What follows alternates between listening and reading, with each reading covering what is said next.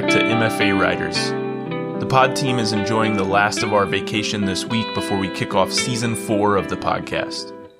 In the meantime, here's an episode from way back in Season 1 with one of my favorite poets, Bryan Byrdlong, who attended the Helen Zell Writers Program at the University of Michigan. Bryan is currently in the PhD program at USC.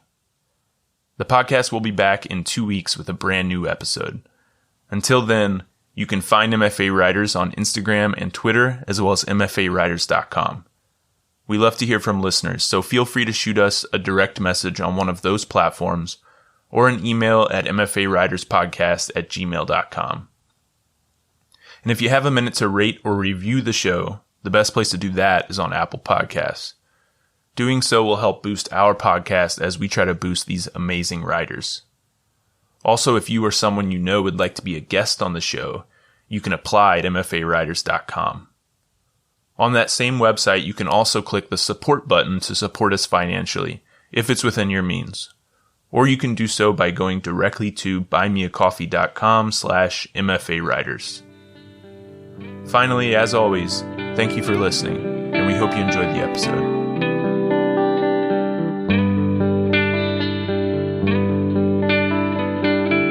Welcome to MFA Writers, a podcast where we talk to creative writing MFA students about their program, their process, and a piece they're working on. I'm your host, Jared McCormick. Today I'm with Bryan Byrdlong, a Black poet from Chicago, Illinois. In high school, he was part of Chicago's Louder Than a Bomb poetry slam competition. He graduated from Vanderbilt University, where he received an undergraduate English and creative writing degree, and was the co-recipient of the Merrill Moore Award for Poetry upon graduation. He's been published in the Nashville Review, Heavy Feather Review, and Pleiades Magazine. Most recently, he received the Gregory Janikian Scholarship from the Adroit Journal. He's a recent graduate of the Helen Zell Writers Program at the University of Michigan and a current Zell Fellow. Bryan has brought 3 poems to read for us today. Thank you, Jared. The first poem is Undead. Does anyone else, while they're watching the video of the cop shooting the black man, boy, person on the internet, pause the video right before it ends? I do. It doesn't matter if it's the one with Tamir or Oscar. Sometimes right before it gets to the end, I'll stop it, then hit rewind. It's always bizarre witnessing the body rise and the cop retreat, climb back into their car before fleeing in reverse. Likewise, it is strangely beautiful to see the snow unread as the bullet exits the undead body and return into the barrels black. The boy, man, person now standing, walking. Does anyone else laugh or manage a mischievous smile, imagining the look on death's face? This next poem is called Black Monday. It's sort of after a unfortunately real story of a man in Florida, a black sort of Haitian man who had a psychotic episode and attacked a pedestrian and was shot and killed by the police. Black Monday. They were always going to call Rudy the Miami zombie the same way a white man called me a Monday on a train in Chicago and meant nigger and meant it. His attempt to obscure the slur backfiring, coiled within the code a celestial body bloomed, blossoming at his lips, day of the moon. In Florida, Rudy had seen someone he knew, unstuck their eyes, kissed their face maliciously, been shot and died. Yes, for a time I too presumed. Too many run-ins with the law, too many stops led to a dead end, led to Rudy complete and nude, waving his Bible to the tune of Traffic, Sonata, Impala, Ram, until a college boy reframed the sin, handsome as a waxing gibbous. For him, a stun gun. For him, a kick to the head. For him, don't shoot, and preternatural strength, compliments to his bear-like scalping the husband's face, and how quickly the wife went unseen in the dark. In a way, I was always an understudy to it. My dad breaking the bathroom door neatly, how the hinges barely bent, popped, a single red dent, a rose on his fist. No justice, just fragments, just a splitting of the veil of the temple above the eyebrow. The deputies entering the house like wise men bearing gifts. Two figures in a pool of what would never clot again. One baptized into a rite I cannot comprehend, a contemporary beyond blackness heaped.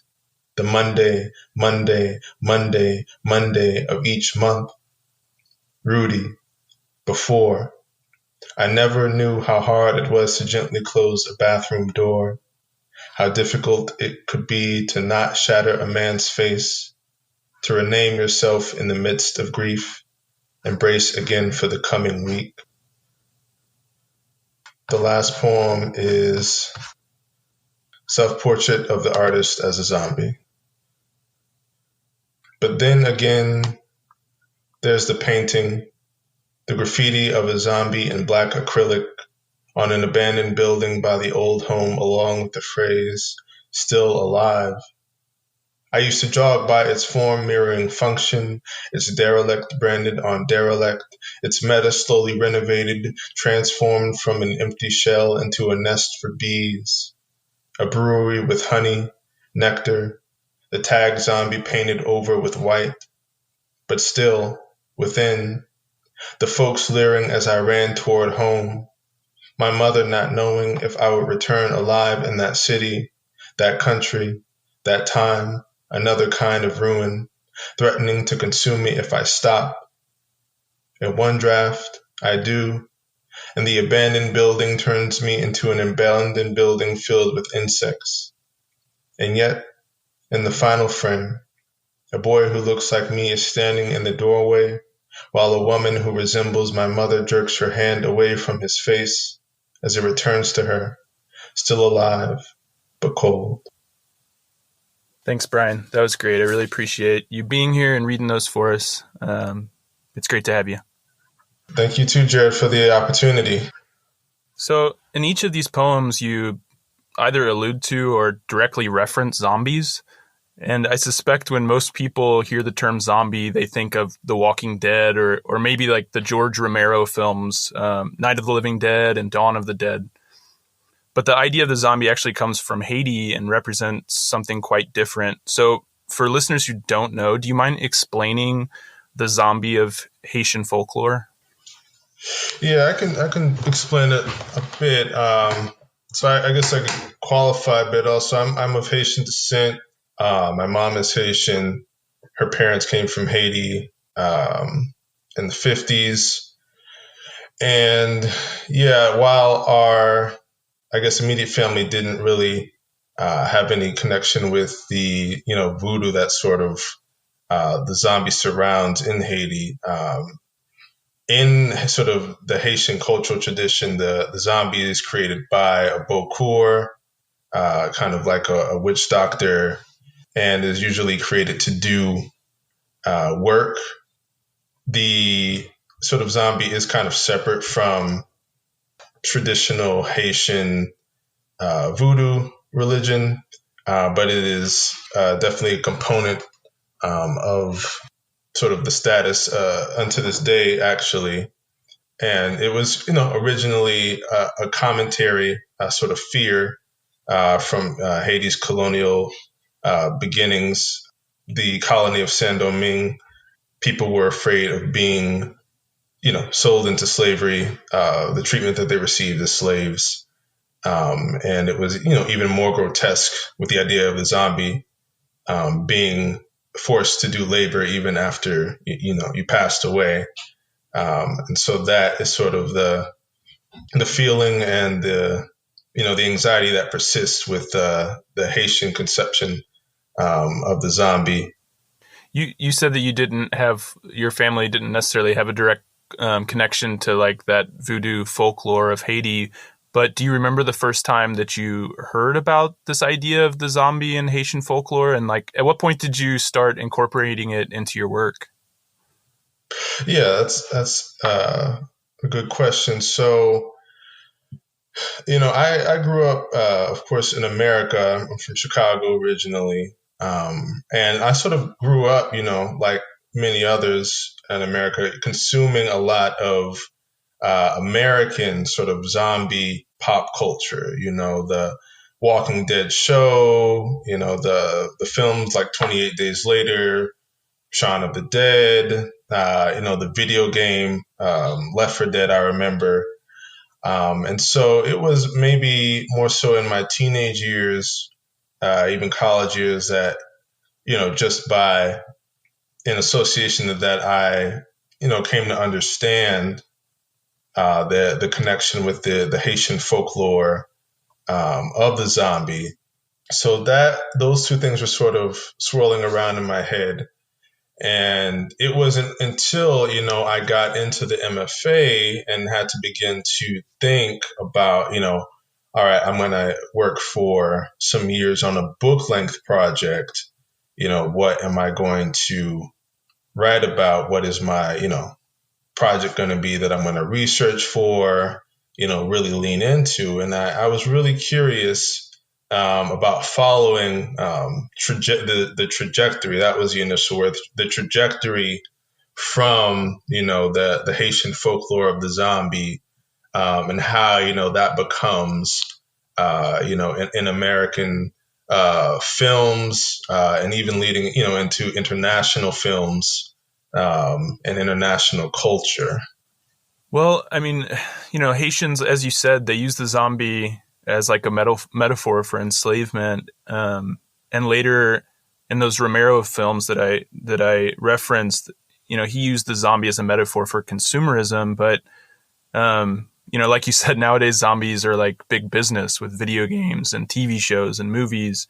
The entertainment industry makes a ton of money on them. I was reading an article in The Atlantic by Mike Mariani, who said that zombies have consumed consumerist culture. So I'm curious, in today's context, what the zombie represents for you and why you think it inspires your writing so much. Yeah, I think that consumerism is definitely a big thing that the zombie represents in sort of like in the current international context. I think a lot of people, whatever your anxiety is, you might forecast the zombie on that. So, capitalism can be seen as, something of a zombie entity, in the way that, it consumes sort of, human freedoms in a way, but, other people will put that mark on, like, a lot of the protests that were happening over the summer, unfortunately. For me personally, I do see it along the lines of that consumerism, capitalism context. And I think, a bit of that critique is in poems of my project. But, I also think that the zombie is still a pretty solid metaphor for, the way that the society often treats Blackness. It's a bit overt, but, there's talks of kind of like a kind of social death, that, prejudice and racism in America gives to Black people. But, contradictorily, Black people are kind of expected to, live in it. So, for me, that is sprung the, kind of undead figure being caught between the threat of being dead, but also the being alive at the same time. On the other hand, there's the threat, of white supremacy. I mean, we saw, it's January 7th now, but we saw yesterday, literally yesterday, the mob, charging the doors, as one might see in more recent zombie films. But, more subtly across history, the theme of assimilation, the ways in which, colonial forces have tried to assimilate different kinds of cultures, different kinds of people, is sort of very zombie-esque. And so those broader political themes are in the project. But, more recently, I've also been, trying to get more at, the personal stakes of my speaker, because, it is a thing to reckon with how perhaps personally, I've been at the threat of, some of these assimilation forces and things of that nature. And, that has been good work in the making more recently. Yeah, it's super interesting. I was going to say, like, you incorporate these Gothic themes and, the idea of the zombie, but you also do it through the lens of like social injustice, which I think is really fascinating. And that idea of assimilation is something I hadn't thought of, but makes complete sense to me. And when I was reading these poems, I started thinking about like Ta-Nehisi Coates' words from Between the World and Me, where he says, in America, it's traditional to destroy the black body. Just that idea of taking control of someone's body. And so I'm curious if you could talk a little bit about the current moment and maybe why it lends itself so well, tragically, to these themes that you're exploring. Yeah, I think the current moment is unfortunately a very kind of overt representation of a lot of underlying forces, sort of in America, definitely, but around the world. The sort of threat to the black body is one of those things. The precarity that black people might be assimilated, might be killed, and the fear that even after your passing, you will not be sort of safe from a kind of attack. And this is a part of the project that I've been trying to work more on, with the advent of the summer protests, the summer pushback after the tragic killing of George Floyd.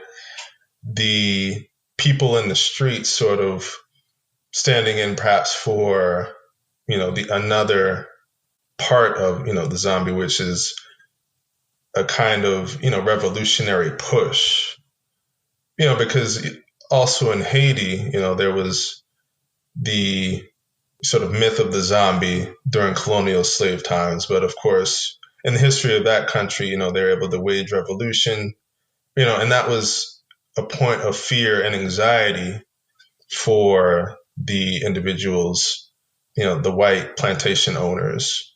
And so, there is, I think, a parallel between the definite anxiety I saw over Twitter over the summer, people finally saying, this is enough, taking to the streets in droves, and, spreading the message that, Black lives do matter. And, from the other side, they can maybe paint that as negatively zombie-esque, but the beauty of poetry is that, I can paint that as positively zombie-esque. Maybe not romanticize it in the traditional sense, but do that in a way. You mentioned the idea of like even taking control of these black bodies after death.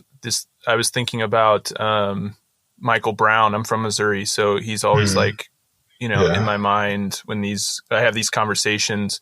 And I remember after his murder, the photos that were used of him online and in the media, taking control of his image and painting a picture of who he was as a person, even after he was gone, in order to push their narrative.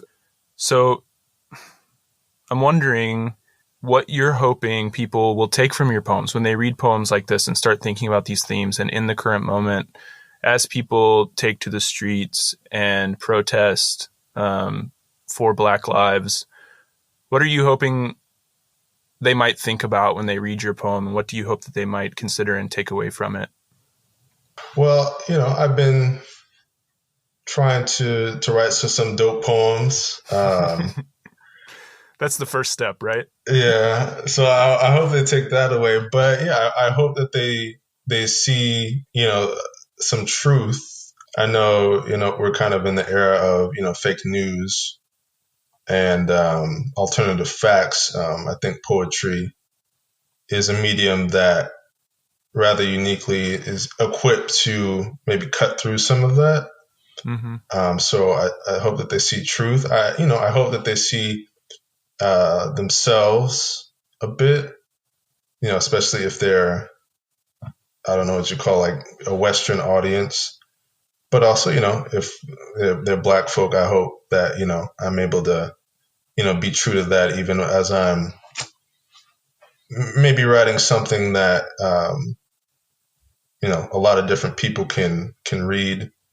I hope that, they see, the threat. An interesting thing that happens in sort of the trajectory from the, the Haitian conception of the zombie to, its adoption in American culture and international pop culture. There's a 30s film called White Zombie with the famous Hollywood actor Bela Lugosi. And, in the Haitian conception, they're on the island, Black people are the ones being at risk of the zombie.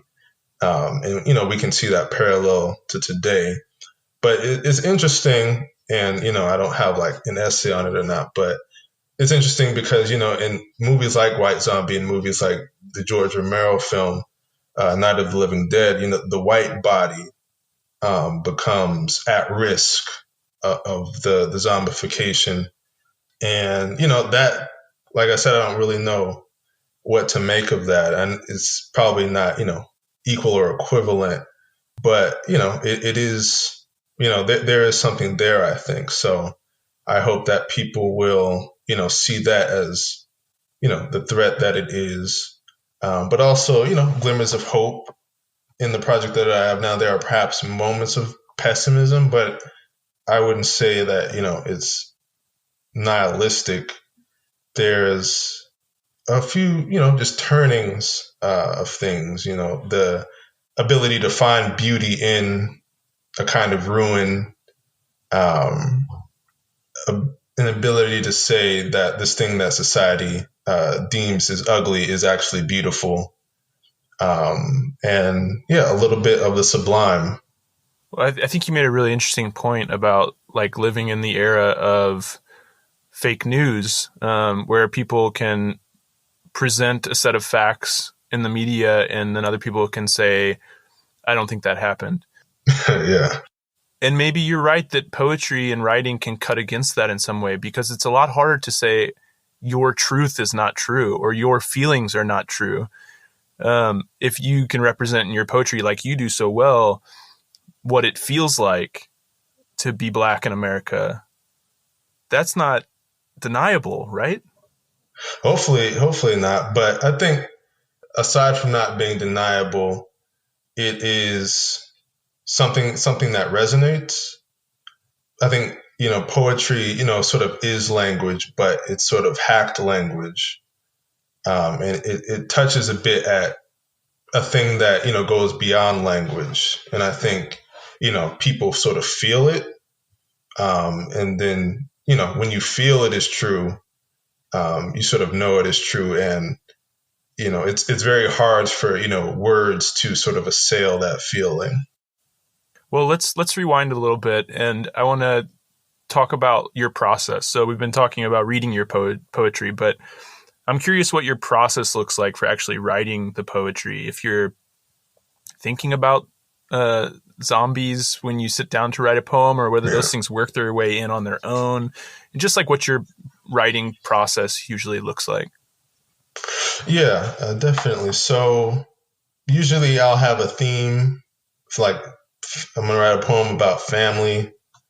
I'm going to write a poem about society, or I might have a title like Undead. The poem Undead was the title first, or it'll be nephrastic. So I might be inspired by an actual piece of art, painting, a movie, a video game, or, something that happened in the news, like, a Google search led me to the Miami zombie story. So I have that sort of impetus, and then, I'll have to do the age old question of form versus no form.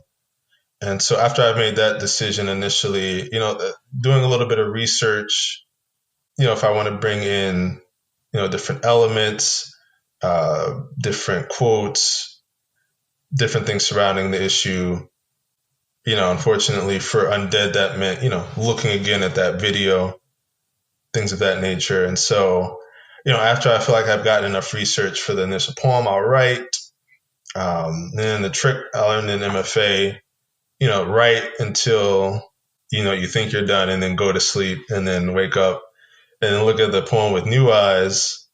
And then after you've done that like once at least, then I write to the end until I'm like, all right, that's, I've reached the end of the poem. Like the poem's not done, but, I've reached the end.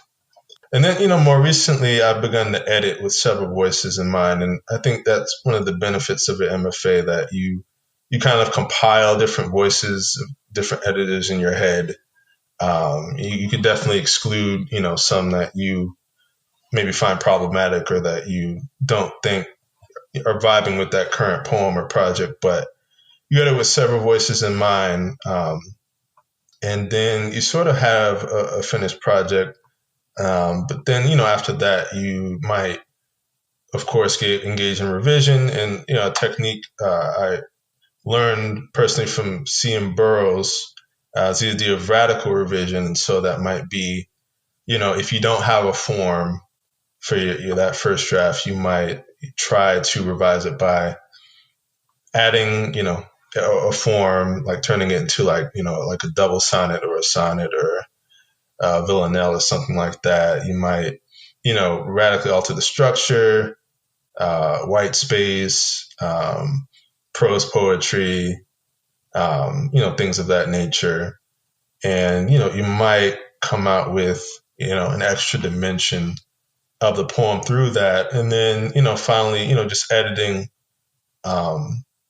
those decisions down. And then, you sort of have, kind of a first draft, maybe a second draft. But, you should have like a poem, and then, you can keep maybe going back to revision and editing until I guess you're ready to show it to the world in some way. Well, I want to ask you about one thing you said. You said you will edit the poem with various editors' voices in your mind. Could you explain a little bit more, just like what you mean by that? Like, what editors are you thinking about? Yeah, so that can be workshop leaders. They I think they tend to have certain readings of your work, and so, or they have sort of tips about lineation or the ways in which you do line breaks, syntax. And so, you might keep that in mind. And also, for the people who are in your workshop, your cohort, you're kind of looking at their feedback week in, week out, every week.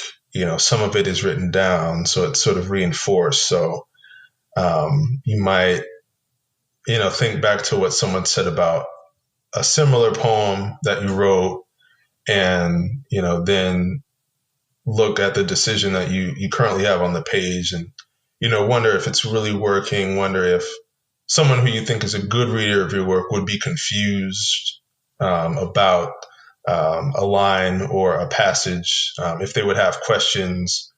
And then you can sort of, see outside, maybe your own bias as a reader, because of course, you perhaps know what you mean, know what you're trying to say, but you might not actually be saying it.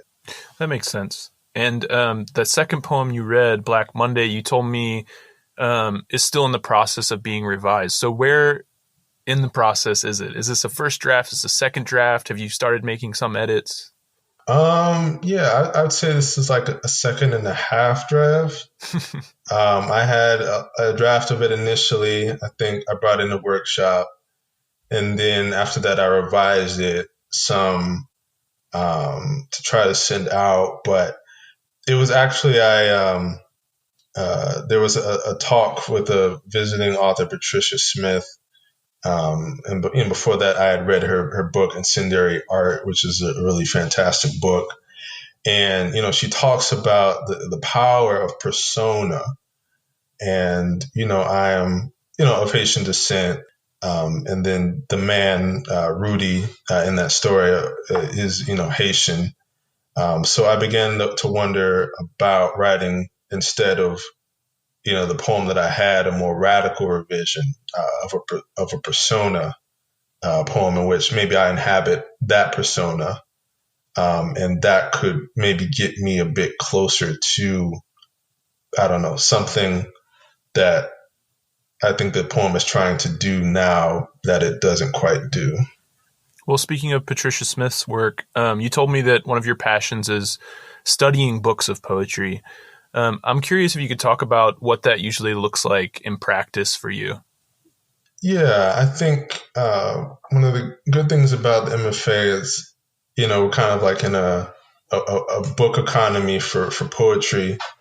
And so it's a good place to learn how to study books of poetry, especially if you're like trying to write your own project. I think that for that Patricia Smith Incendiary Art book, it was good to sort of see, the balance of traditional form and not traditional form. And also, she deals in that book with a lot of, sort of morose themes in terms of, Black suffering and Blackness in America. A lot of it, to the title Incendiary themes. And so for a project length book, the balance of that as you go through the book, maybe where to institute some breaks in that was really helpful. Well, you've mentioned a few times the things you've learned from your MFA, so I definitely want to have some time to talk about that and also to talk about your postgraduate fellowship that you're in right now. So let's start with the MFA program. The Helen Zell Writers Program at the University of Michigan is a 2-year fully funded program with concentrations in fiction and poetry. It's a tough program to get into. Each year, 10 poets and 12 fiction writers are chosen from an applicant pool of roughly 1,000.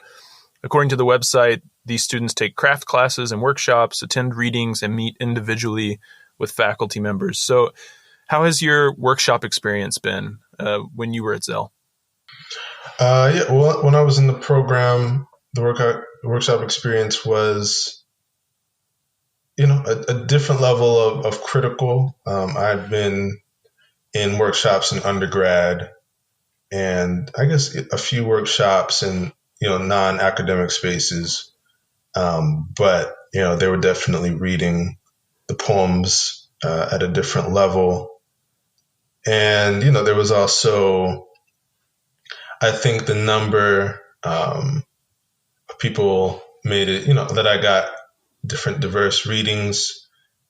I did my first workshop with Avan Jordan Van, and he has a very film sort of centric eye. I think he sort of has a degree in film studies, and so it was interesting and also very I think beneficial to have that sort of eye on the poems, especially in transitions from like interior spaces or interior thoughts to exterior spaces, or like from inside the house to now we're in the field, and what's really what's really going on there, if we need to be in the field and then go into the house, the order of that information, but also learning how to sort of synthesize, and this is especially helpful for political poems,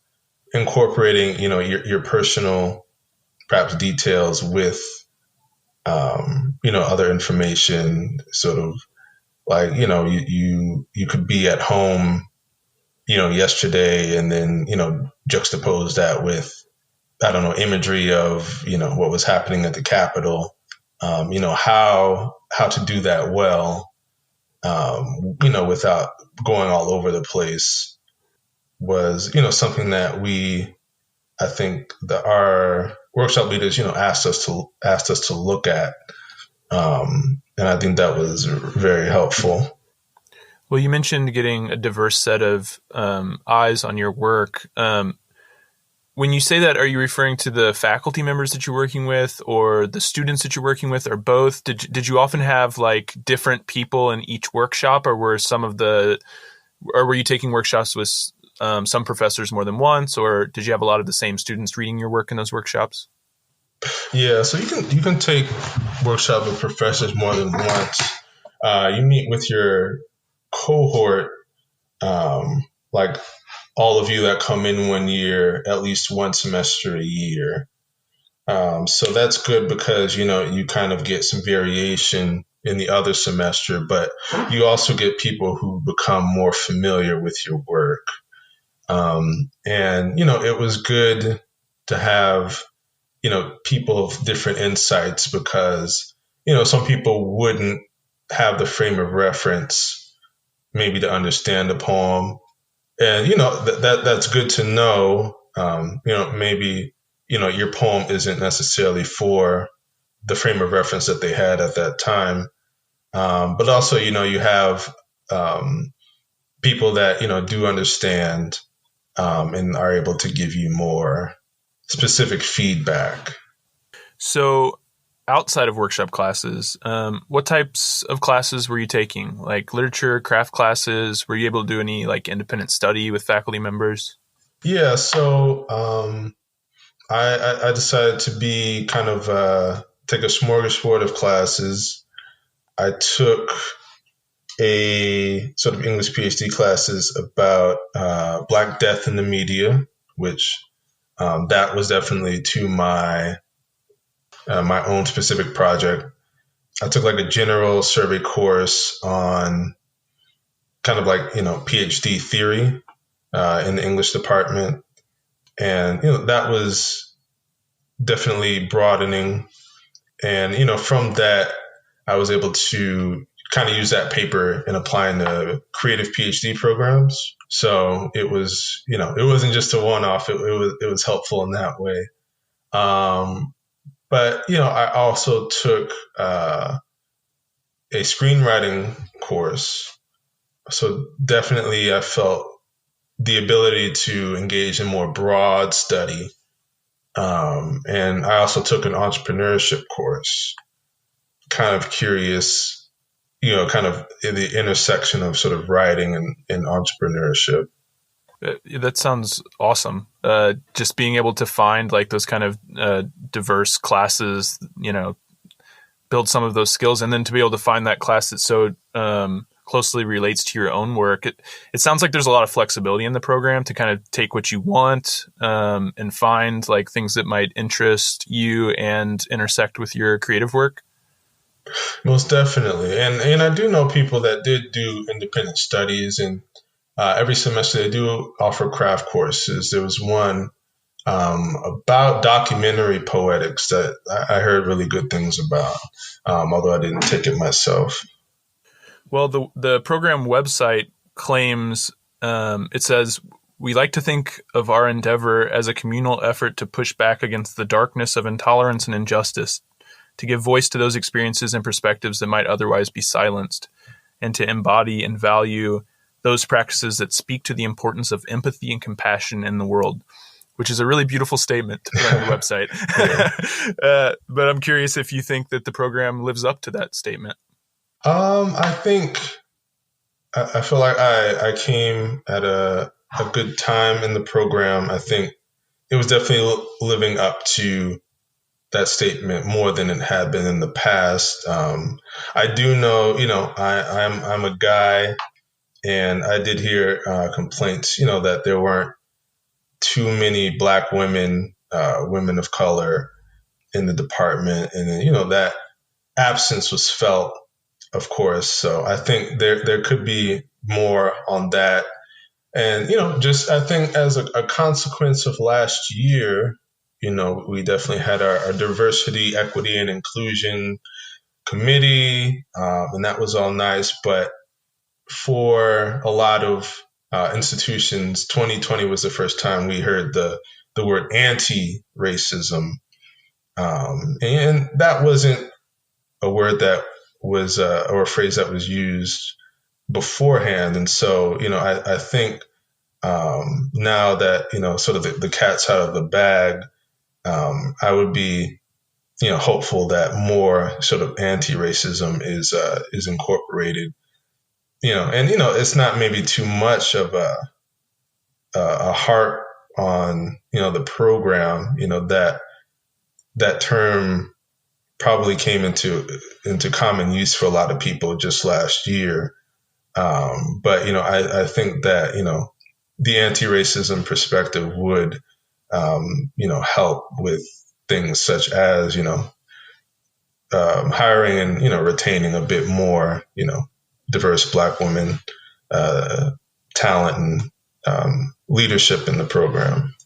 Well, it's something that I think we all need to push for in this industry in general and MFA programs across the country. It sounds like your feeling is that the program's heading in the right direction in that sense, and you felt pretty well supported in your time there. I did. It could be a point of contrast. I worked sort of in the corporate world before I came to the program, so it might have felt that it was just a bit more, community oriented than that. But that might not be saying much. But I felt supported. But I think that the program could do more to make everyone feel like I felt. And, I think it does have, the opportunity, and the mandate now to do more. And, I hope that it does as, I prepare to leave. Well, I wanted to talk about a few of the unique parts of the program. I was, poking around on the website, and I saw that there's an MFA exam that's required at the end of the first year, which isn't particularly common in MFA programs. So I was wondering if you could tell us about that and like what that entails. Yeah. So from what I'm told, that there used to be like a language requirement, like you had to, show aptitude in a different language, and they decided to replace that with the MFA exam. I guess they felt it was, more in tune with this study of actually poetry and prose to, have you read Anna Karenina or, Langston Hughes and then, write some essays on it than not. So, yeah, you are given a reading list over the summer before your first year. It's pretty extensive. There's a lot of maybe older, more quote unquote canon poetry, but there's some contemporary works there too. Your Frank O'Hara, of course, Shakespeare, but then there's also some craft essays. And so I guess the idea is, you read most of the poetry and most of the craft essays, and, you have knowledge of them, and you have knowledge of them enough that you're able to write several essays over the course of a weekend. And then, you print it out and then you seal it and then you turn it in, and then it's pretty much pass fail. It's very hard to fail. Yeah, you have a little bit more poetry knowledge in your pocket. Okay, so correct me if I'm wrong. What I'm understanding is they give you like a list of literature that you read, and then towards the end of your first year, you have like an essay test that you take and then return to them. Yes, that's correct. So is that reading list, is that different for each student, or is it like all poetry students have the same reading list? All fiction students have the same reading list? Yeah, all poetry and fiction students have the same reading list. It changes usually every year, but yeah, in your year, all would be the same. And the program also has an acclaimed visiting writers series that brings more than a dozen poets and fiction writers to campus every year. at least pre-pandemic. Yeah. Who were some of your favorite visiting writers that came during your time? I definitely enjoyed Patricia Smith. I got to ask her questions. That was a great experience, also because she is also from Chicago. Really enjoyed Ilya Kaminsky's visit. Just his book, Deaf Republic, was phenomenal, and it was great to hear him read those poems and sort of speak on them. And then, I really enjoyed Shane McCrae. Some of the visiting writers are able to give feedback on work, and I think I got really good feedback on some drafts from him, and I was able to interview him for the Michigan Quarterly Review, and that was a really fun and informative interview. So you said like you got some feedback. Like, so when these visiting writers come, some of them will actually read your work and like sit down with you and talk about it. Yeah. It's it's really good to get, insight outside of the program as well. I think that's a good point, because sometimes with MFA programs you have a fairly small cohort. You kind of, it can become a bit of a vacuum. So it's nice to have someone from the outside come in and provide like a outside perspective. And then you also mentioned the Michigan Quarterly Review. I was looking on the website, and it says that there are a lot of opportunities in the community and to participate in various literary organizations and events. And Michigan Quarterly Review is one that was mentioned, along with 826 Michigan and the Fiction Writers Review. So maybe you can tell us a bit about the Michigan Quarterly Review and any other opportunities you took advantage of while you're in the program. So Michigan Quarterly Review turned 60 this year. They read for poetry, fiction and nonfiction, and produce a quarterly issue. I was a reader from first year to second year, and that was really good experience to be kind of part of the other side of the submission process. You also sort of hone your eye as a reader, just reading through all of the different kind of work that people send in.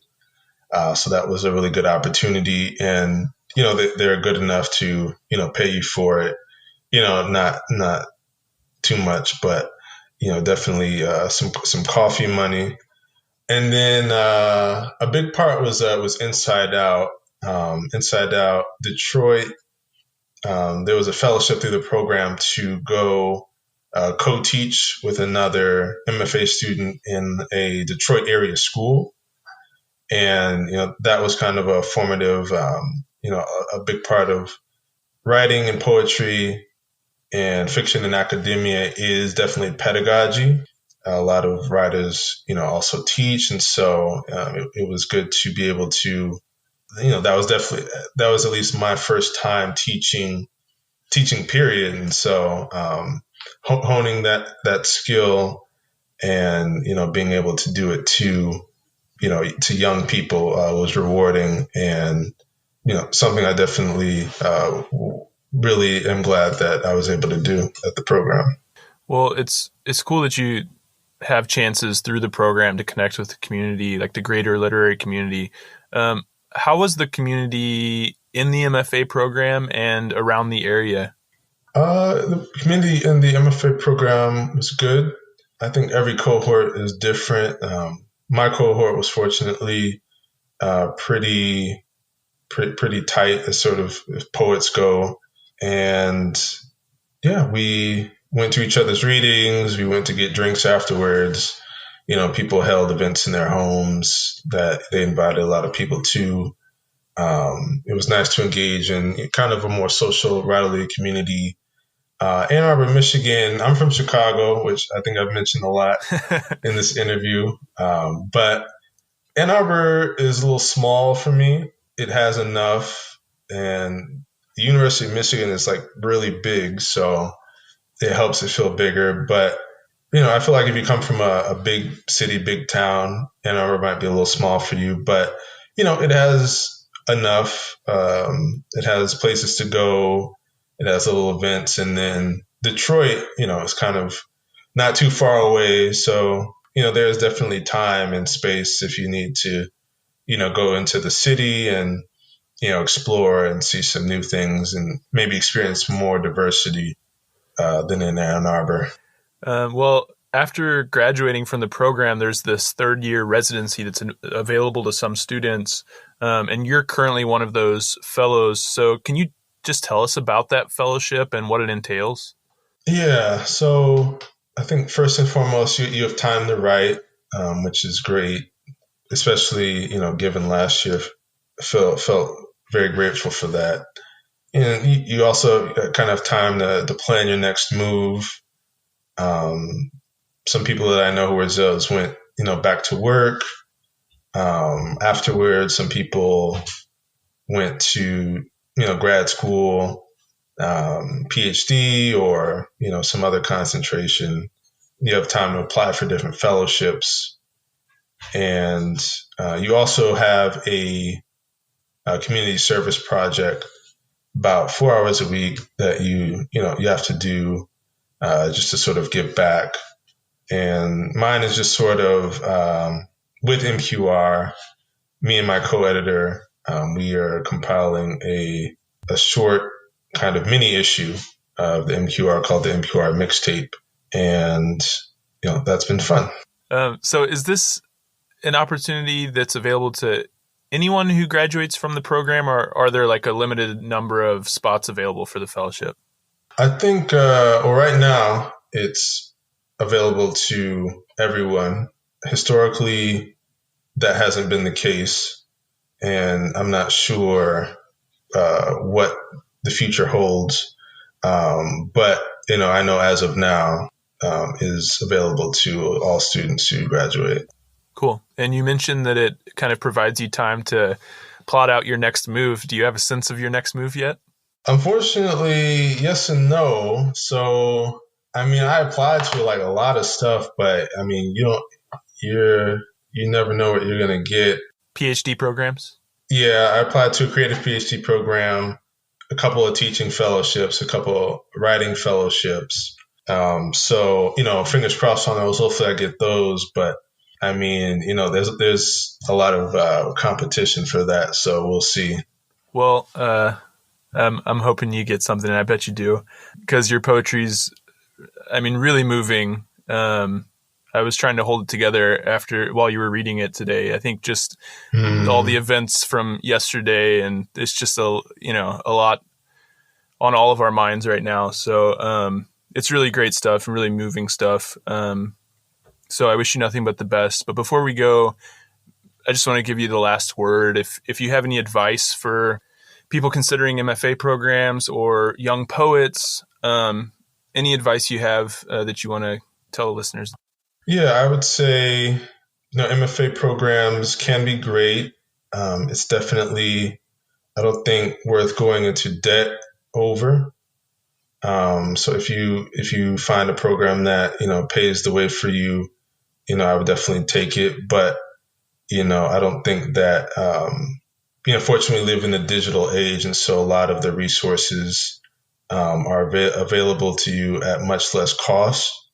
And, I would say that the biggest thing that the MFA can teach you, is to, the privilege, but also the view of yourself as a professional writer, someone who kind of goes at it every day, trying to hone their craft, trying to work on their poems, trying to work on their book project, chapbook project, visual book projects. And so, if you, have the space in your own life to do that, definitely do that. But, that's an important part of, getting your craft to the place where it wants to be. And, I think the final thing is whether you get into a program or not, you have your voice. And, sometimes programs can, try to, shake that voice or interrogate it. But, be confident in that voice and just, allow, the work that you're doing on your own, to maybe hone that voice and, amplify it. But, you don't have to get rid of it. Well, Bryan, like I said, I wish you nothing but the best, and thank you so much for stopping in and chatting with me for a bit. Yeah, of course. And thank you, Jared, for this space for MFA students.